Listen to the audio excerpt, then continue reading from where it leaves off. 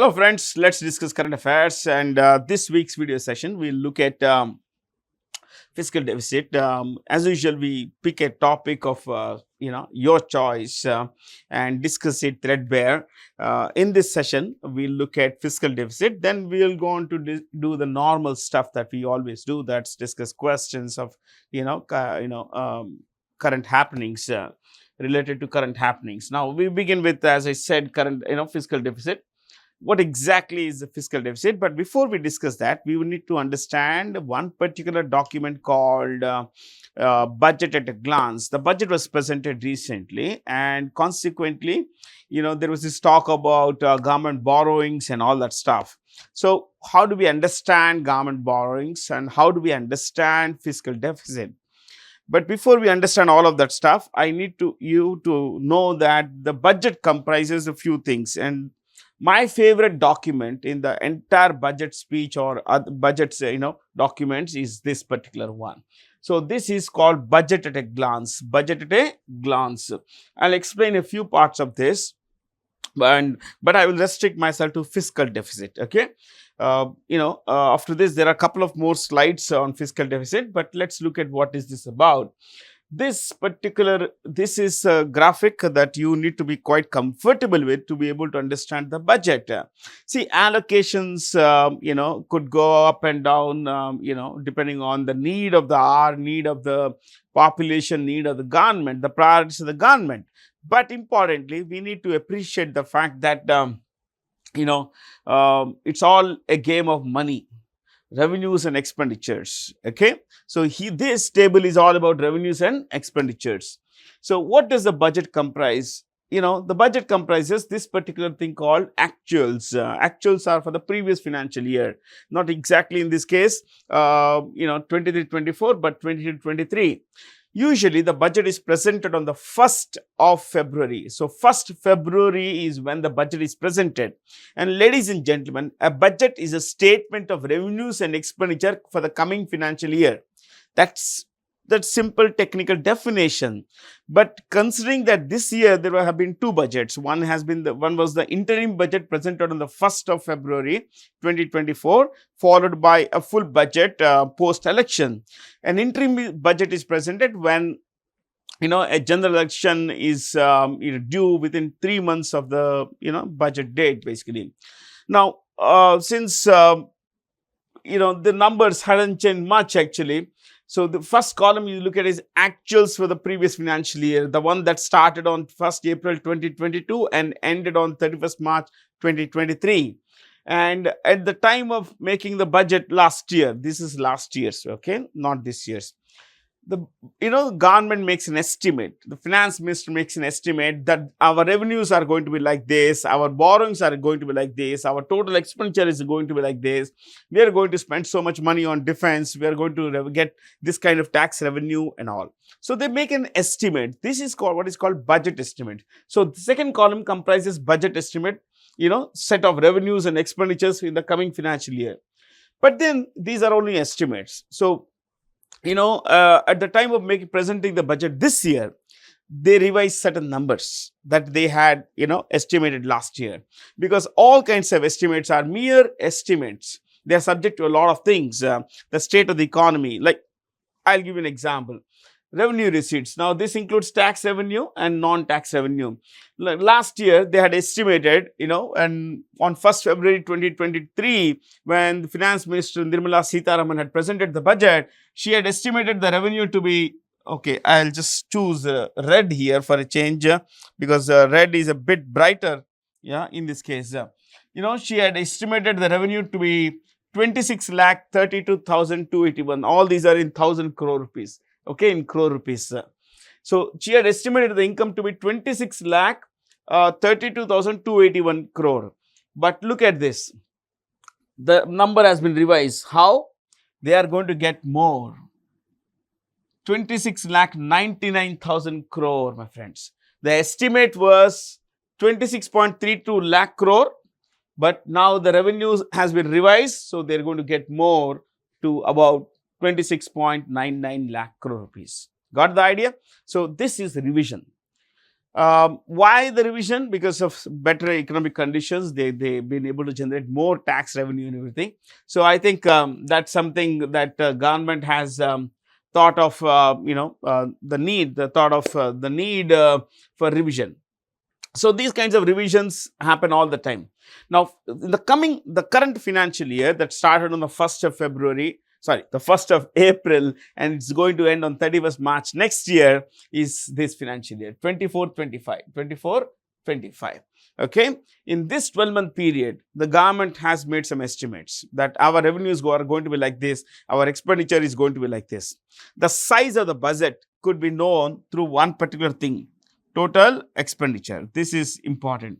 The total expenditure is 48 lakhs 20,512 crore rupees. So the government of India is going to spend 48 lakhs 20,512 crore rupees this year. Again, this is subject to revision, but more or less this is the number. Okay, so like for example, in the previous budget, they had estimated the expenditure to be 45 lakh 3,000 crore. Take round figures, 45 lakh 3,000 crore rupees, but they ended up spending a full 13,000 crore less, 44 lakh 90,000. So 13,000 crore less is what the government of India spent. Again, you please understand, these are all subject to revision. So this this number would be subject to revision next year, in next year's budget. So all these things keep changing all the time because it's money. And money is a function of a lot of things, my friends. Revenues, expenditures are a function of a lot of things depending on how the government is doing, what the government's priorities are, how the economy is doing. How the economy is doing is also a function of the monsoon, international scenario, local domestic politics, state functioning. I mean, everything at the micro to the macro level. Now, let me take you further on this. Okay. Now, this is a very important idea here, something called fiscal deficit. Fiscal deficit. How do you calculate fiscal deficit? And before that, what exactly is fiscal deficit? Fiscal deficit is a difference between total expenditure. So let me repeat. Fiscal deficit is the difference between total expenditure and non-debt creating receipts. I'll use a pen here. Non-debt creating receipts.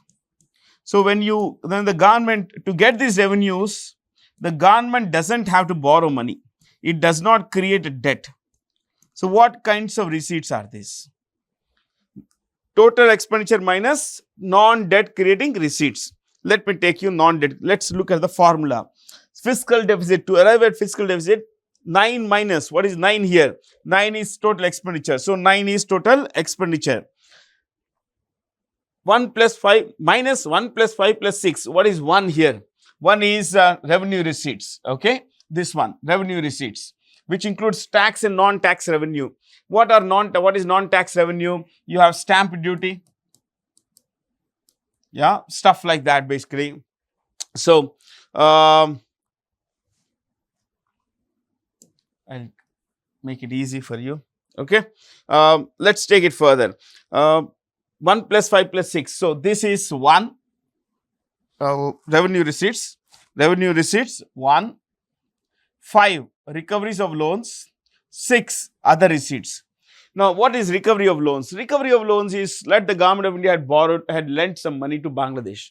That money has come back. The money has come back. So it's recovered. The money has been recovered. Its asset has come back to it.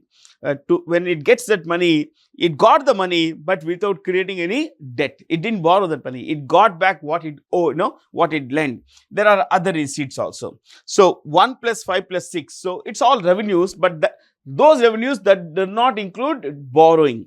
So revenue receipts plus recovery of loans plus other receipts, minus total expenditure, you get some number. Like for example, if you add up this number or you can take this column, any of the columns, no harm. Okay. Say you take only one. This plus this you add, plus this you add, these 3. Okay. You will get some number, and from that you deduct total expenditure. You will get fiscal deficit, 17,86,816 crore rupees. So let me bring to you a better understanding, better graphic. This is very small letters and all that. Okay, let me bring to you the next one. So you see this, I have a particular graphic. All figures are in rupees crore and figures in brackets are percentages of GDP. Before I come to those, the second point there, revenue receipts 1, recovery of loans, other receipts. Recovery of loans is 5, this is 1 as per the formula, 6 is other receipts, 16 is total expenditure. So fiscal deficit, how do you calculate that? 16 minus 1 plus 5 plus 6. So if you actually look at this, shall we take this particular second column? We will take second column. So 1 plus 5 plus 6 minus total expenditure, this is what they got. 17,086 crore rupees. Sorry, 17,86,000 crore rupees. Let me tell you, what is this? This is borrowing. What is this? This is the Government of India's borrowing. So Government of India is falling short. Its total expenditure is 45 lakh rupees. Last year, its total expenditure is 45 lakh crore rupees, but it did not get 45 lakh crore rupees to, through revenue to spend that money. You got the idea? There was some expenditure, 45 lakh crore rupees, but its revenue was, it fell way short of its total expenditure needs. So how much short? 17.86 lakh crore rupees. Think of this. From 45, if you remove, let's say 18 round figure, you get 27, my math is bad, 28 you will get basically. 28 lakh is what they generated through revenue. But then you please understand something more here. They might have got 28, but where will the rest of the money come from? This rest of the money is called borrowing, and that borrowing is simply put fiscal deficit. Got it? Now this is how the Government of India generates fiscal deficit. It's not something that it loves to generate, but it does generate. Fiscal deficit is simply borrowing of the Government of India. Okay, the fiscal deficit amount is the borrowing of the Government of India. Simple understanding is this. This amount is the borrowing. This is what the Government of India is going to borrow in a particular period. So they thought that they would borrow 17,86,000 crore rupees, but they ended up borrowing 17.34 lakh crores only, 17,34,000 crore. So almost a full 50,000 crore less. Why? Because they could earn more through revenues, tax, non-tax revenues and everything else. Okay, the RBI gave a lot of dividend, that is capital receipts. The RBI, of course, public sector companies also give dividend to the government because the Government of India owns public sector units.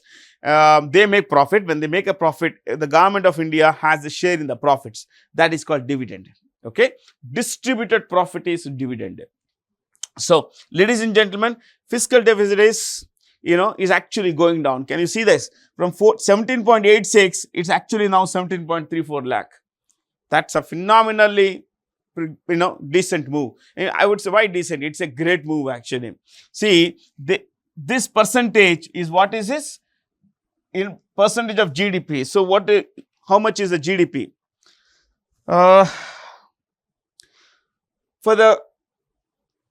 This is 23-24. What is the 23? Nominal GDP for budget for 25-20, financial year 25, the current financial year, is been projected at 3,26,000 crores, 326 lakh crores, 326 lakh crores. But what is the budget? What is the GDP estimate for financial year 24? 295 lakh crore rupees. 295 lakh crore rupees. So this number represents 5.9% of this figure, last year's total GDP. Got the idea? That's as simple as this. This 5.9%, is the total fiscal deficit of how 5.9% of what? Last year's total GDP, because we are talking of last year. So 17,86,000 crore rupees is 5.9% of total GDP of last year. Now, but we borrowed only 17.34. So this is 50,000 crore less, almost 0.1% less of this number. So this is how you look at this basically. Okay. Now, see, the government of India is going to borrow in this financial year only 16 lakh 13,000 crore, which, ladies and gentlemen, is going to be just 4.9% of the total GDP this year, 326 lakh crore rupees. So they are going to borrow, 16.13 lakh, which is over the revised estimates of last year, more than 1.2 lakh crore less. The government of India is going to borrow 1,20,000 crore less than what it borrowed last year. So why they are borrowing less? Because they anticipate better tax revenues. At the same time, there are reasons basically. They have been, this is a phenomenally different achievement because historically, government of India, central governments have only increased the FDI, fiscal deficit over the years. The fiscal deficit, borrowings of the government of India have always gone up. It's a rare case that they actually go down in revised estimates, or they say that next year we're going to borrow less. Look at this. How, the estimate was 5.9, but they ended up borrowing only 5.8% of GDP. So how did the government of India stay within limits? The government of India stayed within limits because of certain reasons. And what's the target for the coming financial year and this financial year? 4.9% of total GDP. That's huge, very, very good. But then look at this. How has the government of India been able to manage its resources well? Many people have been targeting the central government, saying that, look, it's not spending much. Look, it has spent considerable amount of money in the last 10 years through government expenditures, capital expenditure, okay, by building roads. Capital expenditure is about building assets. It has built lakhs of square kilometers, lakhs of kilometers of roads, all kinds of roads, central government, national highways and other kinds of roads. We are talking of, airports. Earlier, there were about, 30, 40 airports. Now, there are 149 airports. Okay. We have built large ports. We have built border infrastructure. And we have given huge subsidies to the government of India. To poor people. That includes basically revenue expenditure. The idea is, despite all of that, the government of India has been able to manage its finances well. Why? Because the tax revenues have been higher. GST collections have improved, corporate tax collections have improved, and income tax collections also have improved. There is a greater compliance today as far as taxes are concerned. So non-tax revenues are also going up. Public sector companies are making a lot of profit. They are making pretty good profits, and which effectively means that as a majority owner of these companies, the government of India has a share in the profit of the company. And when the companies make profits, they distribute part of that profit as dividend to shareholders. Since the government of India owns majority of the shares, it gets majority of the dividend. So dividend collections have been pretty good. Okay, and of course there is something more. They have spent less through revenue expenditures. This entire thing about the government of India being conjuice when it comes to certain expenditures. They are trying to lower pension expenses. They are trying to reduce salary expenses by not hiring in many ways. At the same time, they are lowering expenses on subsidies also. They are spending less on subsidies. Maybe next week we look at subsidies. Yeah, I have a box on that kind of thing, some data on that kind of thing as well. So the idea is that government of India is spending less now, which is good for you and me, because when the government spends more, it has to borrow more, especially when the revenues are not very good. So it borrows more, it has its own problems, my friends. Maybe in the next session, next 2-3 sessions, we'll discuss what happens when the government of India borrows a lot more than it can, generate revenue for. So I think that's about it as far as fiscal deficit is concerned. Simply put, it's borrowings, nothing more than that. But the government of India has been pretty good at managing its money, and they are trying to spend as little as possible. You can blame the government for that, but then it's very easy to blame the government. The government has been doing a lot of things. Now the government says 10 years we spent a lot of money as far as building public infrastructure is concerned, capital expenditure is concerned.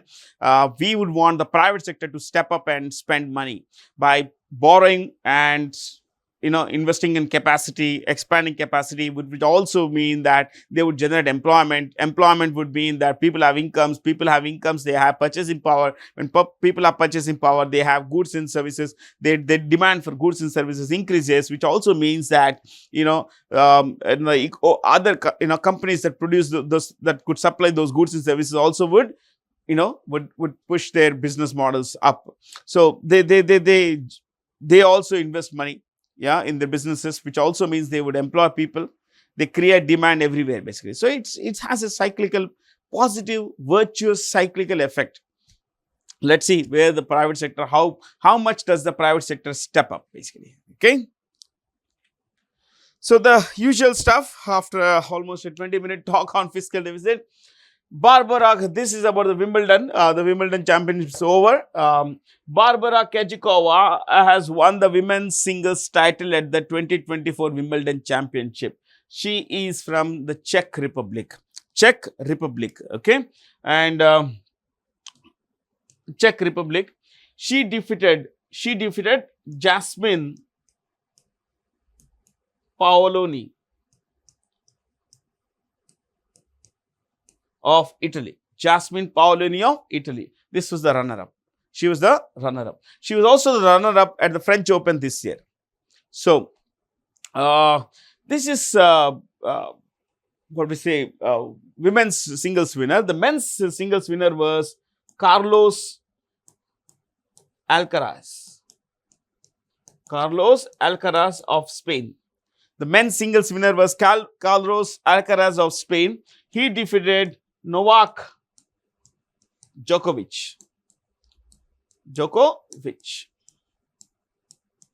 of Serbia. It's there in choice one, Serbia. So, women's singles runner-up, men's singles winner, men's singles runner-up. So, and he belongs to, as I told you, Spain, Serbia, Italy. Well, I think that's it. Who is the new Prime Minister of Nepal? Well, the new Prime Minister of Nepal is Krishna Prasad Sharma Oli. Krishna Prasad Sharma Oli, or people say, you could also say Khadga Prasad Sharma Oli, KP Sharma Oli. He has become the Prime Minister for the record 4th time. Can you believe this? The 4th time. And he succeeded Pushpa Kamal Dahal, who is a Maoist and a communist. He is nicknamed Prachanda. What is it? Prachanda. That's his nickname. He is the previous guy, and the current Prime Minister is KP Sharma Oli, and Paudel is the President of Nepal. The President of Nepal. Fair? And Nepal, my friends, is the only country in the world to have a double triangular flag. Its flag is a double triangle like this. Okay. So, it's the only country in the world to have such a flag. In November 2024, India will host the first audio, visual and entertainment summit in Goa. And while I may not discuss this much, we will discuss this when it actually happens. Goa is India's smallest state by area. You know, in 1961, till 1961, it was ruled by Portugal. Goa was ruled by Portugal till 1961. And you also need to appreciate that year, the government of India launched Operation Vijay to liberate Goa, Daman and Diu and merge all these with India. Fair? So, 1961 is when Goa became a part of India. And you know what? I'll just tell you, since I mentioned this, see, I normally don't budget for this when I actually look at the questions before the session. Puducherry was a part of was ruled by France till 1954. So, Puducherry was ruled by France till 1954. Can you believe this?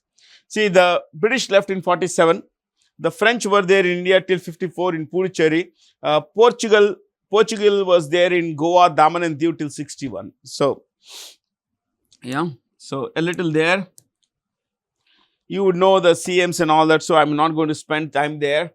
The Ratna Bhandar, the sacred treasury of the Puri Jagannath Mandir, which was recently reopened, after being closed for 46 years. Now, this is Jagannath Mandir. Jagannath Mandir, my friends, is in Puri. Puri is one of the 4 Char Dhams. These are the original Char Dham. Okay, Puri, Dwarka, which is in Gujarat. Then you have Badrinath, which is in Uttarakhand. Then we have what is this? Rameshwaram, which is in Tamil Nadu. Okay. So Puri in Odisha, Dwarka in Gujarat, Badrinath in Uttarakhand, Rameshwaram in Tamil Nadu. These 4 are the original Char Dham. This is where the great Adi Shankaracharya, established 4 mathas. And you should also know that the Puri Jagannath Mandir was built by Anantavarman Chodaganga. Anantavarman, I repeat, Anantavarman Chodaganga. He built this, in the 12th century. To be precise, he completed this in 1161. 1161. And also know that he belonged to the Eastern Ganga dynasty. Eastern Ganga dynasty. So, built by Anantavarma Chodaganga in the 12th century, and Chodaganga belonged to Eastern Ganga dynasty. I guess that's about it. Yeah. Okay, the Padmanabha Swami temple is in Trivandrum or Tiruvananthapuram. In fact, a sacred treasury was also, located right below the temple. Jewelry, precious stones, were found to the estimated values around 4 lakh crore rupees. So anyway, this Meenakshi Amman Mandir is in Madurai, a most beautiful temple. I think this should be fine. Sri Chamundeshwari Mandir, I think, is in Mysore. Yeah. As per the RBI data, Forex reserves, so foreign exchange reserves of India hit an all-time high of $657 billion. Look, we have come a long way since 1991. We barely had $800 million. Even if you take a round figure of $1 billion, from $1 billion to $657 billion is what, our journey has been. It's a great achievement for a country like ours, because we were on the verge of sovereign default. We could have gone really bad, but luckily we had pretty good leaders at the top in those days, and they steered the country into the right direction. We had the great Pamulaparthi Venkata Narasimha Rao, whom people know as P.V. Narasimha Rao. He was the Prime Minister and the main person behind the reforms initiated by the economic reforms initiated by Dr. Manmohan Singh. Okay, so which nation claimed, by the way, they would be sufficient to pay for about 10 months of imports. That's a pretty good thing. The IMF says 3 months of import, backup should be there. We have nearly 10 months of import backup money payment. Yeah, very good. Which country has claimed the 2024 European Football Championship? The European Football Championship is played between nations. Okay, UEFA, Football Championship. So it was won by Spain. Germany was the host. Remember, Germany was the host. Spain was the winner, and England was the runner-up. This is Spain's 4th title. 4th title. Fair? There's hardly anything to discuss here, so we'll just move from here to the next one. Who achieved a significant milestone by surpassing 100 million followers. 100 million is 10 crore. Okay, 10 crore followers, because 1 million is 10 lakhs, 100 million is 10 crores followers on his social media account on X. X is a short messaging service, previously called Twitter. Narendra Modi. Now, I'll tell you something here. This is an active politician. This, among active politicians around the world, Narendra Modi has the highest number of followers on X. Highest number of followers. Overall on X, the highest followers are, are the owner of X, Elon Musk. He has nearly 19 crore followers. 19 crore followers. Then among other people, the most active politician is, most followed politician is Barack Obama, 13 crore, 13.1 crore. The most famous musician is Justin Bieber. Then we have the most famous, most followed sports person, Cristiano Ronaldo. Cristiano Ronaldo. To repeat, most followed politician, not just active politician is Barack Obama. Most active, most followed sports person is Cristiano Ronaldo. Most followed musician is Justin Bieber. Now, but the most followed person is Elon Musk, the owner CEO of what is his company? Owner chairperson of X. Okay. Which country won the Copa America? Copa America, like European Football Championship, they have this for the Americas. Copa America. America Cup is Copa America. Okay. And this was hosted by the US. Hosted by the United States. Won by Argentina. And they defeated Colombia. I think, yeah, Colombia. Runner-up Colombia. Fair?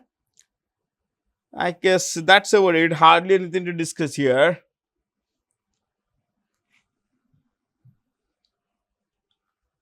Which country hosted the 45th Scientific Assembly of the Committee on Space Research, COSPER, in Busan? Busan is in South Korea. It's in South Korea. Okay. This committee, my friends, hey, that's a question. Huh? Where is this? Yeah. So, this committee was started in 1958. 1958. And the 2024 annual meeting is in Busan. The 2026 annual meeting will be in Florence. Florence, which is in Italy. Florence in Italy.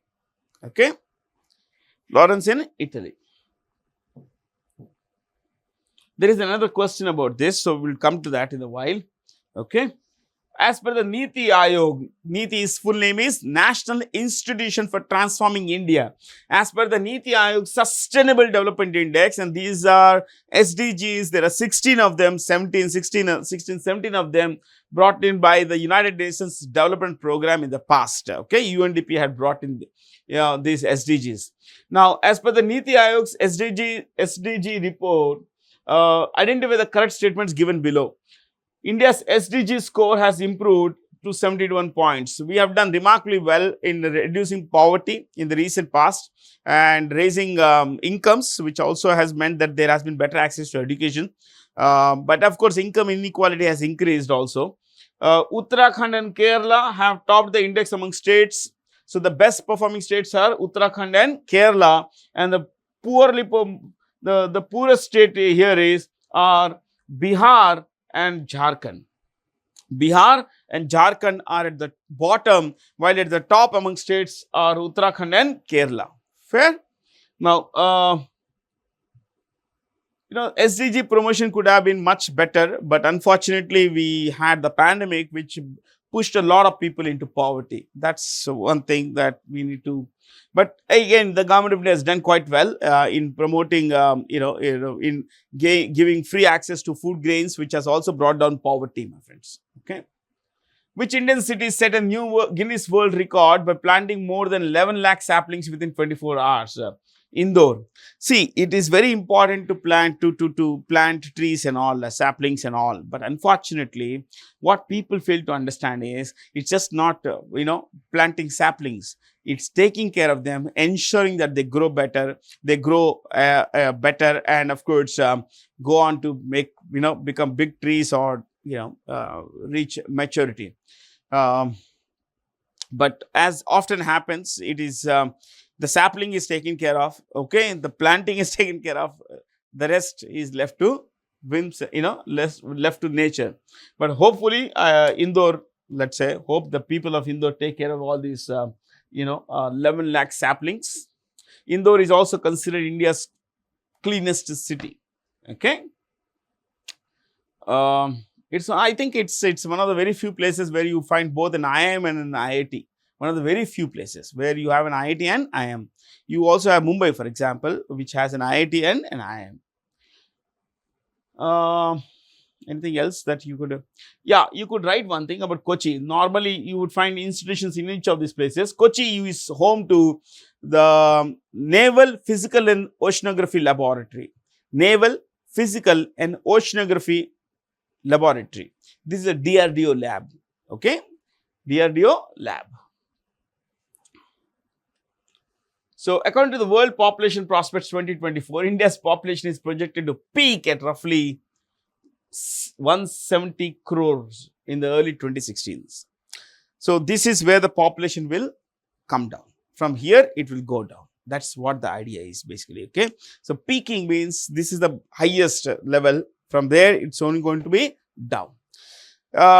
This is because, see, a lot of countries are slowing down in terms of population. We are not even discussing negative countries, negative growth rates like they have in Moldova and all. We are discussing countries where population there is a population growth. Linked to population growth is something called the TFR, total fertility rate, which is the number of children born to a woman. So, TFR has to be around 2.1 for population stability. 2.1. That is average. Okay. 2.1 babies must be born to a woman, yeah, to keep the population stable. So, this is general population stabilization rate. In Japan, it is less than 1. In Germany, it is 0.8, which is again less than 1. A lot of Americans are choosing not to have babies. So are Indians actually, but understand one thing, as population ages, the population rate goes down. So to this aging of population, there is something called median age. The median age in India is 28.2. That's a median age. You have a very young population. So these guys will get married, they will have kids and all that, and they may, so that is why till 2060 it will keep growing. After that, it will go down. Okay. And if you look at China, the median age is 39 years, 39.4. 39.4. America, 38. Japan, 49. So, this is Japan, US, India, China. China is getting older, my friends. So, China is my most favorite country to learn about. I spent considerable amount of time learning about China. Yeah. So, the nuts and bolts of Chinese economy, the Chinese political system, the Chinese society, history is my favorite pastime. Okay. But unfortunately, I don't get a chance to teach any of these things about China in this case, yeah, in our classes. Which nation will host the second Asia Pacific Ministerial Conference on Civil Aviation? India is going to host this, I think sometime later this year. But we also know that India's Civil Aviation Minister is from the TDP, Telugu Desam Party, which is an ally of, an important ally of the National Democratic Alliance, NDA. Okay, it's the guy's name is K. Ram Mohan Naidu. Ram Mohan Naidu. Very young chap. Telugu Desam Party's Ram Mohan Naidu. Okay, so that's the civil aviation minister. He's a pretty new chap. The previous guy was this fellow called Jyotiraditya Scindia, but now it's this guy. Fair? Just Hanoi is the capital here, and you should know that recently the president of Vietnam died. He's dead. We'll have a question on that, not here. Lovely picture. India's renowned sand artist Sudarshan Patnaik won the coveted Golden Sand Master Award at the International Sand Sculpture Championship held in Russia's second largest city is St. Petersburg. St. Petersburg, which is Russia's second largest city. Look, this is a sand castle that Sudarshan Patnaik had built, had made on Puri beach. Can you beat this? Can you think of this? It is at one point the largest sand sculpture in the world. Okay, at one point, not now. So it's amazing, isn't it? Yeah. Yeah, you have a picture of Mahatma Gandhi here and Nelson Mandela here. I'm fascinated by all this. Look at enormous hard work, planning, patience, determinations, not giving up, all things must have gone into making this kind of thing.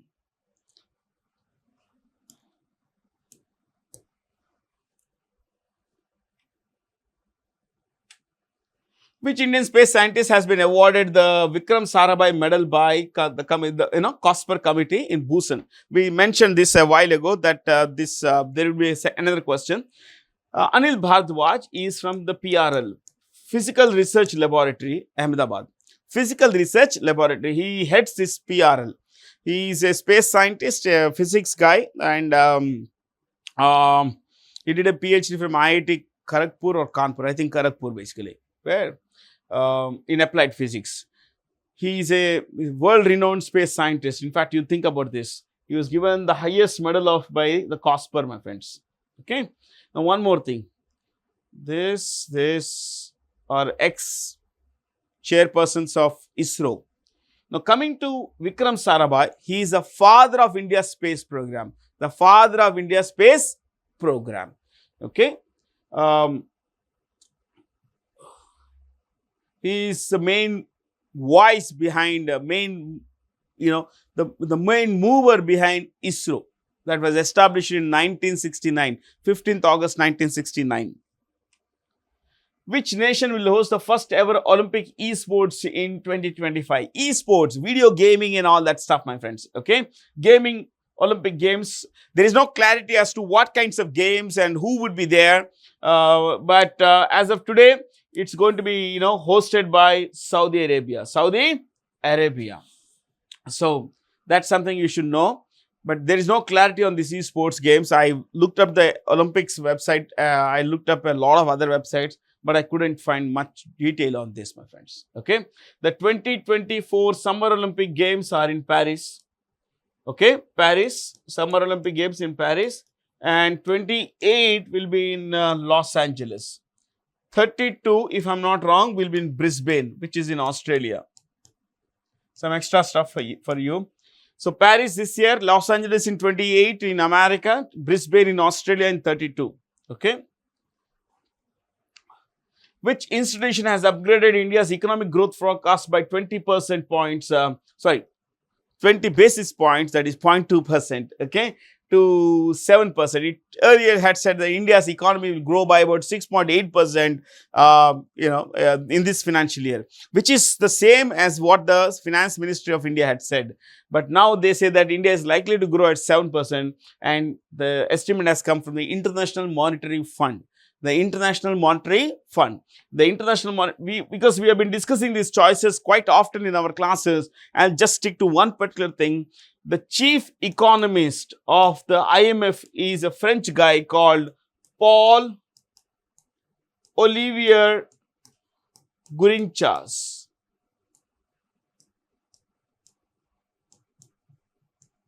Paul Olivier Gourinchas. Okay. So, this is chief economist of the IMF. And just to bring in one more chief economist, World Bank, Indermeet Gill. Indermeet Gill is the chief economist of the World Bank. Where? The book titled Wings of Our Hopes, Volume 1, a compilation of 75 significant speeches of who? Draupadi Murmu, our Honorable Prime Minister, President. The youngest President of India, Draupadi Murmu. She was 64 when she came to the office, my friends. Okay. The second woman and the youngest and the first one to be born after independence to become the President of India. So, Who has been re-elected as the President of the European Parliament until 2027? European Parliament, European Commission, European Union, European, what is it called? Council. There are three bodies which are to be known by us. This is from Malta. Roberta Metsola is from Malta. She has been elected the President of the European Parliament. Charles Michel, President. All of them are President of European Council. European Council. He is from Belgium.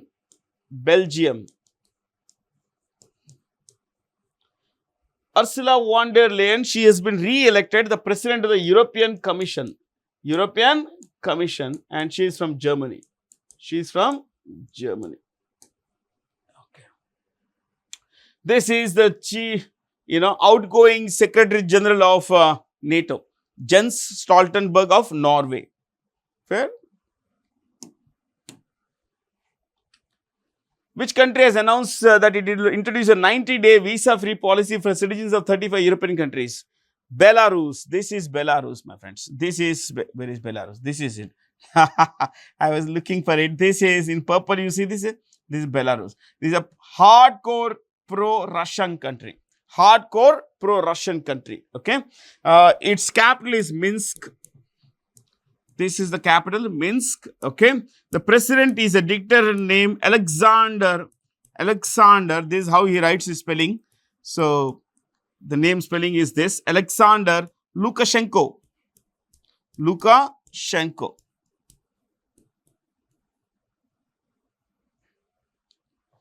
He's the president. Okay.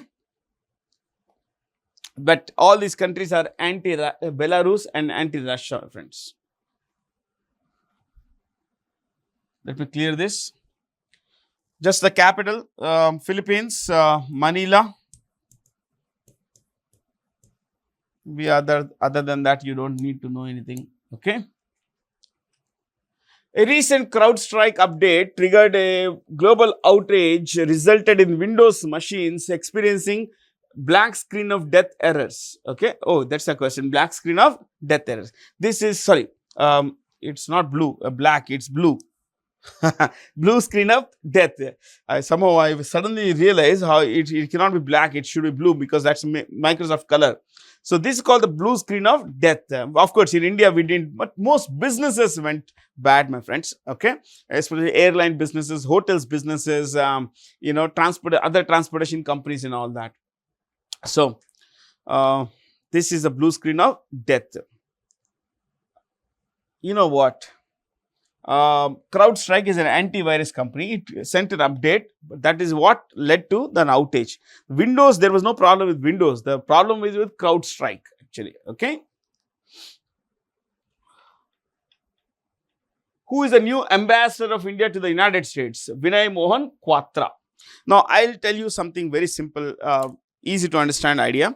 You must have heard of these terms like High Commissioner and Ambassador. What's the difference? India has a High Commissioner to Britain, to the UK. India has a High Commissioner to Pakistan. Okay. But India has an ambassador to Saudi Arabia, to what? The United States. So the difference is this. The highest diplomat from India in Britain is called High Commissioner. Fair? Because among Commonwealth countries, ambassadors are called High Commissioners. Applicable only to Commonwealth countries. Okay, guys? India and Pakistan are Commonwealth countries. So, the highest Indian diplomat in Pakistan is called High Commissioner. The highest Pakistani diplomat in India is called High Commissioner. Simply put, ambassador becomes High Commissioner in a Commonwealth country. That's it, nothing else. Okay? That's all from me. Have a lot of fun. You can send in your email to us at info@timeforeducation.com. Please subscribe to our social media channels and make sure that if you wish to enroll for our online programs, offline programs, walk into our nearest office or log on to our website timeforeducation.com for more details. Thank you for being here. Stay curious.